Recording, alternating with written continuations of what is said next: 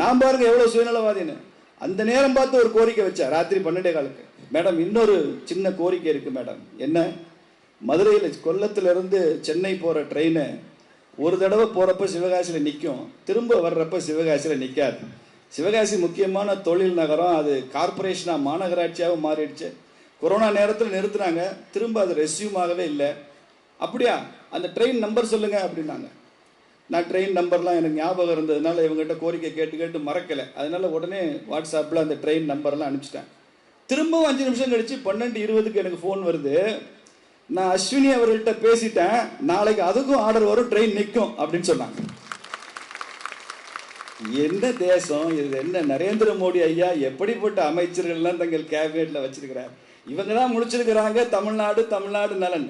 12 மணிக்கு ரயில்வே அமைச்சர் எப்படி சொல்றாருன்னா அவரும் விழித்திருந்து அந்நேரம் ஆர்டர் போடுறாருன்னு அர்த்தம். பாருங்க, அந்த ட்ரெயினை அங்கே நிறுத்துறதுக்கு, இங்க இருக்கிறவங்க தெரிஞ்சுக்கிறதுக்காக சொல்றேன், அந்த ட்ரெயினை அங்கே நிறுத்துறதுக்கு நீங்கள் வாக்களித்த சட்டமன்ற நாடாளுமன்ற உறுப்பினர்கள், இங்க மாநிலத்தை ஆளுத கட்சி எல்லாம் போராட்டம் நடத்தினாங்க, ரயில் மறியல் நடத்தினாங்க. நான் சங்கிலியை போய் எழுப்பேன்னாங்க, தண்டவாளத்தில் படுப்பேன்னாங்க. நான் பேர் சொல்ல விரும்பல.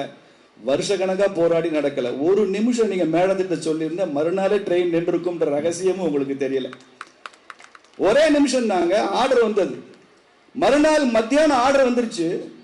மறுநாள் மாலை நான் எங்க கட்சியில் உள்ள தம்பிகள்கிட்ட சொல்லி இந்த மாதிரி ட்ரெயின் நிக்குதுன்னு ஆர்டர் வந்திருக்கிறா தம்பி, நீங்க உடனே நிதியமைச்சரை பாராட்டி வால் போஸ்ட் எல்லாம் போடணும், போஸ்டர் போடணும், இது உடனே செய்யணும் அப்படின்னு சொன்னா மறுநாள் காலையில் 6 மணிக்கே தம்பி ஃபோன் பண்றான். அண்ணே நான் போஸ்டர்லாம் அடிச்சு நாங்கெல்லாம் போய் ஒட்டிட்டோம்னே, ஆனா 5 மணிக்கே வந்து இன்னாரெல்லாம் வந்து ஒட்டிட்டாங்க நன்றின்னு போட்டு வேறவங்களுக்கு நன்றி சொல்லி ஒட்டிவிட்டாங்க.